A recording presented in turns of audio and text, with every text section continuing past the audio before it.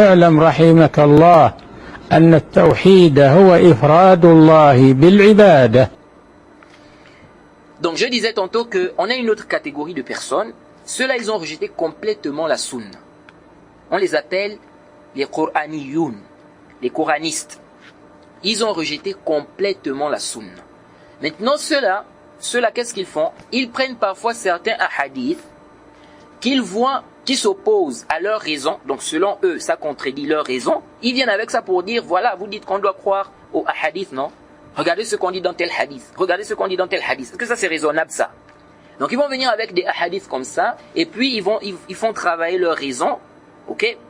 Et ils sortent avec des choses qui, selon eux, n'est-ce pas, ce sont des choses qui contredisent, n'est-ce pas, leur raison. Donc, ils viennent avec ça pour renchérir leur position, pour dire que voilà, quand on vous dit qu'il ne faut pas suivre les hadiths, regardez ce qu'on dit dans les hadiths. Alors, ces gens-là, on les avait déjà roudoudés, hein? On les avait déjà roudoudés dans les fondements de la sunna. Je crois, c'est à partir de l'audio 12 ou l'audio 13 ou 14 ou 15 ou 16, je ne sais plus. Bref, de toute façon, il y a les titres. On a mis comme ça, réfutation aux coranistes ou réfutation des ambiguïtés des coranistes, je crois. Donc c'est facile à retrouver. Et c'est une secte qui est en train de prendre de l'ampleur. Et ces gens-là, on doit les réfuter. On doit les réfuter. Il y a un mécréant là, hein, qui propage beaucoup d'ambiguïtés. Hein, c'est un coraniste. Il a fait toute une chaîne. Il a une chaîne YouTube, il avait quelques abonnés. J'ai vu qu'il a maintenant beaucoup d'abonnés là. Et il propage beaucoup d'ambiguïtés. Alors, c'est une secte qui est en train de prendre de l'ampleur petit à petit. Si on ne réfute pas, si on ne redoude pas cette secte, ce sera un grand danger. Ce sera un grand danger. Et il y a un frère de Mayotte qui m'a dit qu'ils sont en train de prendre de l'ampleur là-bas. Donc on les a redoudés dans les fondements de la sunna. Et comme on a expliqué, ce sont des mécréants. Les coranistes ne sont pas des musulmans, ce sont des mécréants. Rejeter la sunna est une mécréance claire. Quelqu'un qui dit qu'il ne prend rien des hadiths, lui c'est seulement le Coran, en réalité il a mécru au Coran.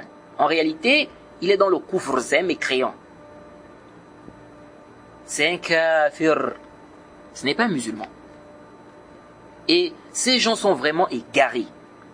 Ils vont te dire que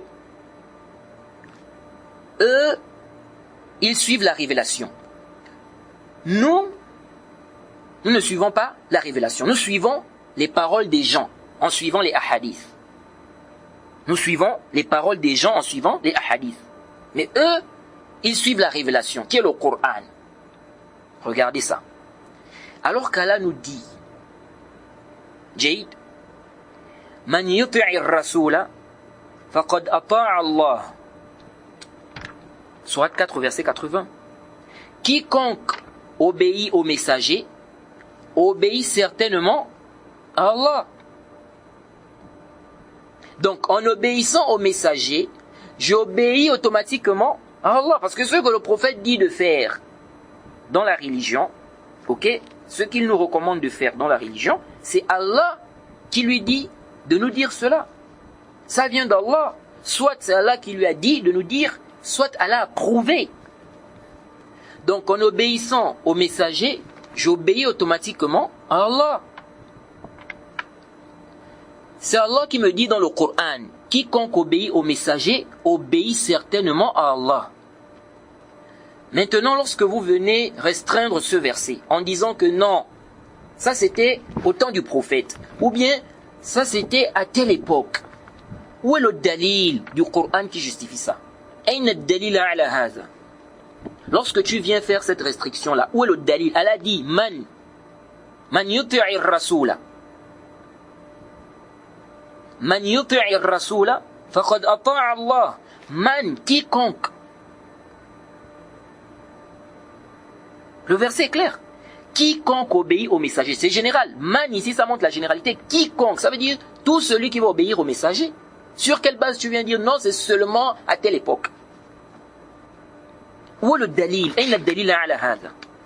أنت ما جبتش آية. Tu n'as apporté aucun verset. Étant donné que vous dites non, le Coran, on doit suivre le Coran. Où est donc le dalil du Coran qui justifie cette restriction? C'est où? Alors qu'elle a dit, Man yuti'ir rasula. C'est man ici. Quiconque obéit au messager. Quiconque. Donc, on n'a pas le droit, lorsqu'un texte est général, on n'a pas le droit de le restreindre sans burhan, sans dalil. Et qui t'a dit que nous ne suivons pas la révélation? Le Coran et la Sunna sont tous les deux une révélation. Et le Coran confirme cela. Wal hujjatu fi dhalik, la preuve de cela, Allah a dit, إذ تقول للمؤمنين ألن يكفيكم أن يمدكم ربكم بثلاثة آلاف من الملائكة منزلين. Sourate 3 au verset 124. Allah dit, selon une traduction rapprochée, Allah vous a bien donné la victoire. Lorsque tu disais aux croyants, ne vous suffit-il pas que votre Seigneur vous fasse descendre en aide 3 milliers d'anges? Les savants ont divergé ici. Est-ce que c'était à Uhud ou bien à Badr? Mais ce qui nous intéresse ici, c'est quoi? Ce qui nous intéresse ici, c'est qu'Allah nous dit ici, il dit ceci, s'adressant à son messager, lorsque tu disais aux croyants, ne vous suffit-il pas que votre Seigneur vous fasse descendre en aide 3 milliers d'anges? Comment est-ce que le prophète a su ça? Et où est cette parole? Car il dit ici, lorsque tu disais aux croyants. Il a dit ça aux croyants ou dans le Coran? C'est où dans le Coran? Et comment il a su ça? 3 milliers d'anges, il a su ça comment? Donc ça montre clairement qu'il a reçu la révélation. Et donc il y a une révélation qui n'est pas mentionnée dans le Coran. Car Allah ici relate ce qu'il a dit aux croyants. Lorsque tu disais, deuxième preuve, Allah a dit, وَإِذْ أَصَرَّ النَّبِيُّ إِلَى بَعْضِ أَزْوَاجِهِ حَدِيثًا فَلَمَّا نَبَّأَتْ بِهِ وَأَظْهَرَهُ اللَّهُ عَلَيْهِ عَرَّفَ بَعْضَهُ وَأَعْرَضَ عَنْ بَعْضٍ فَلَمَّا نَبَّأَهَا بِهِ قَالَتْ مَنْ أَنْبَأَكَ هَذَا قال نبأني العليم الخبير. نص صريح. C'est un texte clair. صريح جدا.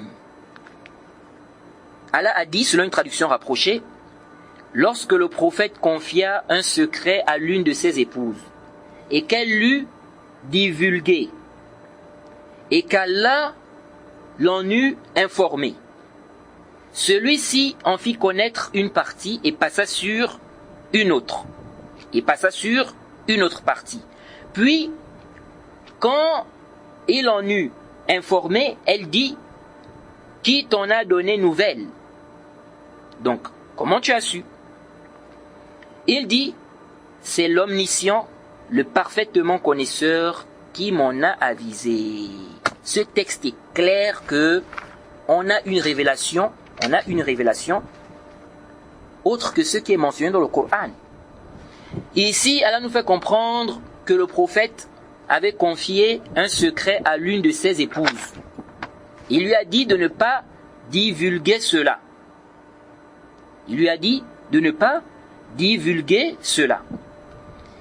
Et elle a informé. Elle a donné l'information. Elle a divulgué cela. Et donc elle a informé quelqu'un de cela. Le prophète a su. Il lui a dit donc que tu as donné l'information, tu as informé. Elle était étonnée. Il lui a dit, comment as-tu su? Et le prophète a dit qu'il a reçu l'information d'Allah. C'est Allah qui lui a dit. Ok? Alors, où est-ce que cette parole se trouve dans le Coran? C'est où? Où est-ce que le prophète a dit, voilà, tu as donné l'information à tel au sujet de ce que je t'ai, n'est-ce pas, informé, etc. C'est où dans le Coran? Ce n'est pas dans le Coran, ce n'est pas mentionné dans le Coran. Mais le prophète a eu cette information où c'était la révélation. Donc ça veut dire qu'il y a une révélation qui n'est pas mentionnée dans le Coran. Jade, Allah confirme cela ici. Le texte est clair. Il confirme cela ici. Puisqu'il dit ici, il dit c'est l'omniscient, le parfaitement connaisseur qui m'en a avisé. Mais c'est où là, le dialogue là, ce que le prophète a, c'est-à-dire ce que le prophète a eu comme information, n'est-ce pas? Lorsqu'il a parlé là, c'est où dans le Coran? Ce n'est pas dans le Coran. Allah est en train de nous informer de ce qui s'est passé. Donc il a eu une révélation qui n'a pas été mentionnée, n'est-ce pas? Ou qui n'est pas mentionnée dans le Coran. Donc ça veut dire qu'on a une révélation qui n'est pas mentionnée dans le Coran. Donc comment on veut restreindre la révélation au Coran? Vous voyez? Donc ça, c'est clair que c'est un égarement. Et parmi les preuves qui montrent que la révélation n'est pas limitée au Coran, mais le prophète nous a informé au sujet de certaines choses qui ont un rapport avec le monde invisible.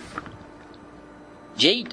Mais il a eu ces informations-là où, sachant qu'Allah a dit, c'est lui qui connaît le mystère, l'invisible, il ne dévoile son mystère à personne, sauf à celui qu'il agrée comme messager. Ou bien vous allez nous dire que le prophète a eu ces informations-là des djinns. Vous voyez. Les hadiths Qudsi, le hadith Qudsi, le hadith divin, quand on regroupe tous les hadiths divins qui sont authentiques, on voit ici que ce sont des hadiths à caractère notoire. Donc je ne dis pas un seul hadith, donc un hadith, non. Je dis si on regroupe tous les hadiths là, on voit que c'est notoire qu'on a une catégorie de hadiths qu'on appelle les hadiths divins, hadiths Qudsi, où le prophète dit qu'Allah a dit. Dans ces hadiths là, le prophète dit Allah a dit. Mais c'est où dans le Coran?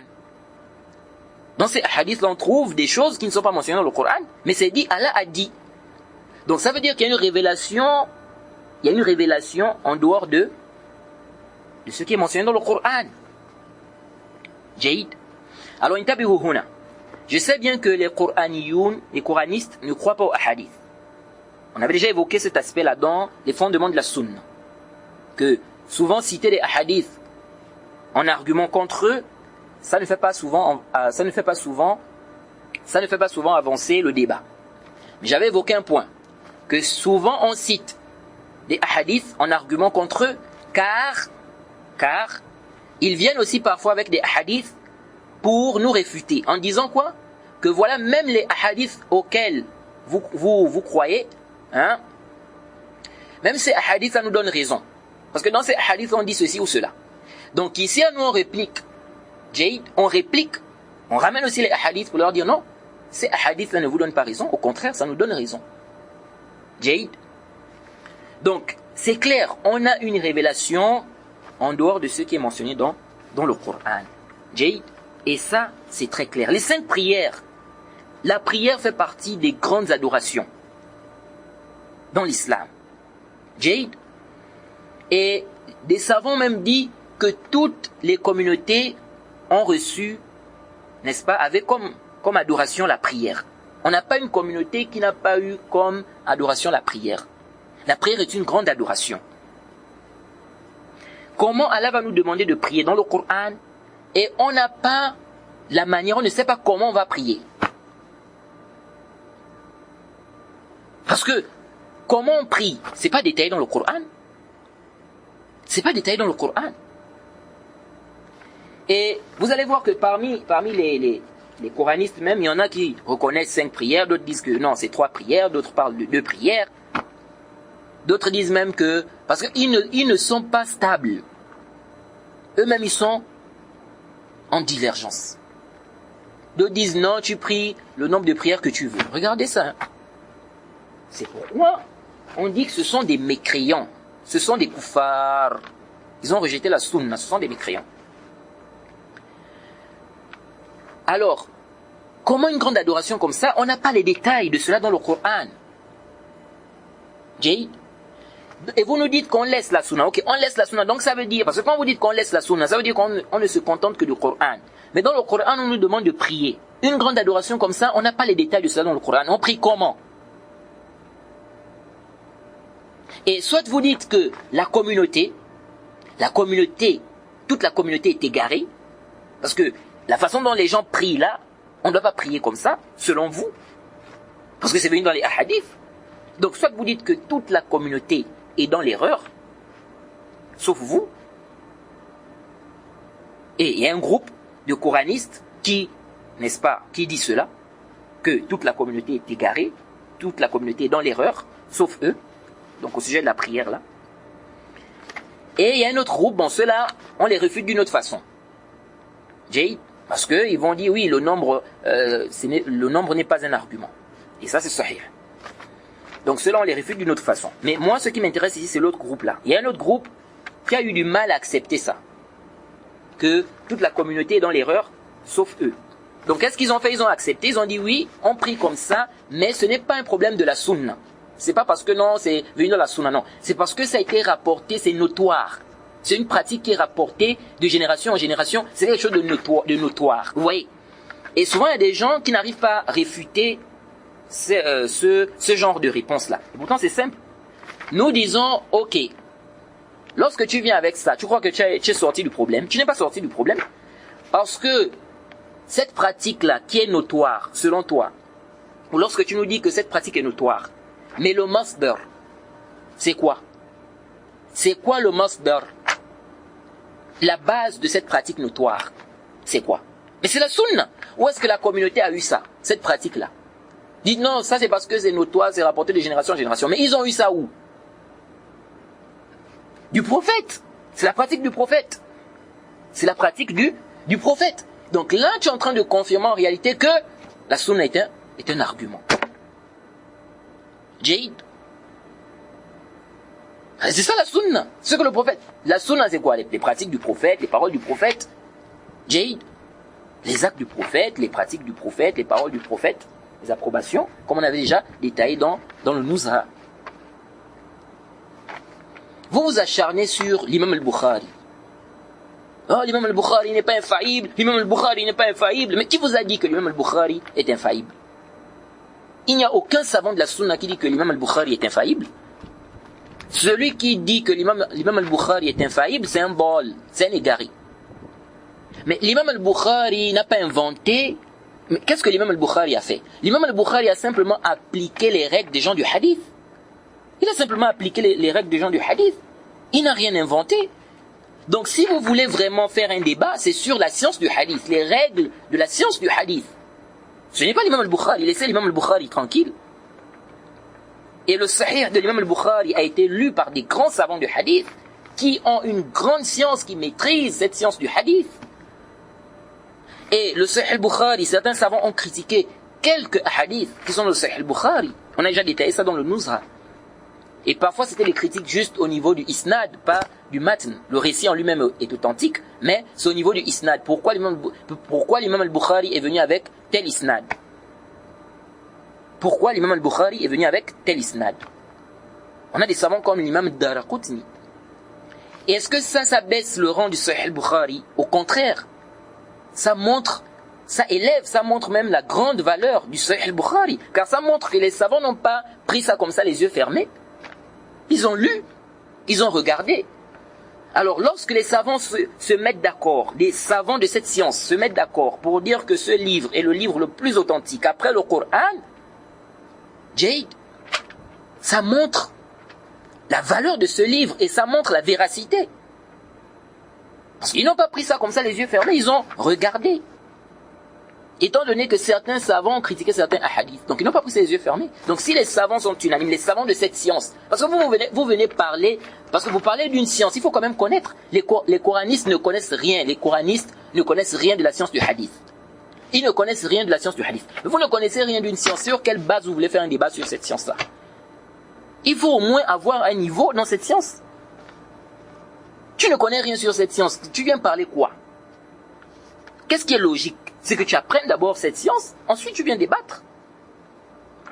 Et ça c'est la science c'est-à-dire c'est la meilleure science qui traite les informations. On n'a pas une science comme ça. La science du hadith, c'est-à-dire il n'y a pas une science semblable ici, dans d'autres communautés ou dans d'autres nations. Cette science-là est une science, c'est la meilleure science qui traite les informations. Vous voyez.